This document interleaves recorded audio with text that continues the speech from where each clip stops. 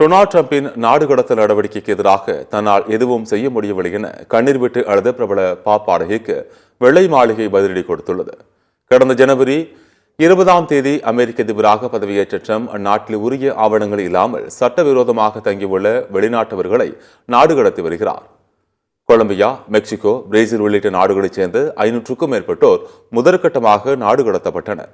இந்நிலையில் பிரபல பாப் பாடகி மற்றும் நடிகை செரீனா ஹோம்ஸ் கடந்த சில தினங்களுக்கு முன் வீடியோ ஒன்றை வெளியிட்டார். அதில் பிற நாட்டவர்களை நாடு கடத்துவதன் மூலம் மக்கள் கொடுமைப்படுத்தப்படுவதாகவும் தன்னால் எதுவும் செய்ய முடியவில்லை எனவும் செரீனா ஹோம்ஸ் கண்ணீர் விட்டு வீடியோ பதிவு செய்தது இன்ஸ்டாவில் வெளியிட்டார்.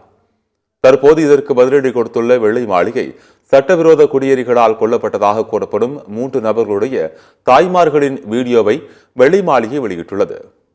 கெய்லா ஹமில்டன், ஜோஸ்லின் நுங்ரே மற்றும் ரேச்சல் மோர் ஆகியோரின் பிள்ளைகள் சட்டவிரோதமாக ஏலியன்களால் கொல்லப்பட்டனர் என பதிவு செய்துள்ள வெள்ளை மாளிகை, செரீனா ஹோம்ஸ் நமது எல்லைகளை பாதுகாப்பதை எதிர்ப்பவர்களுக்கும் இந்த துணிச்சலான தாய்மார்கள் சொல்வது இதுதான் என விமர்சித்துள்ளது.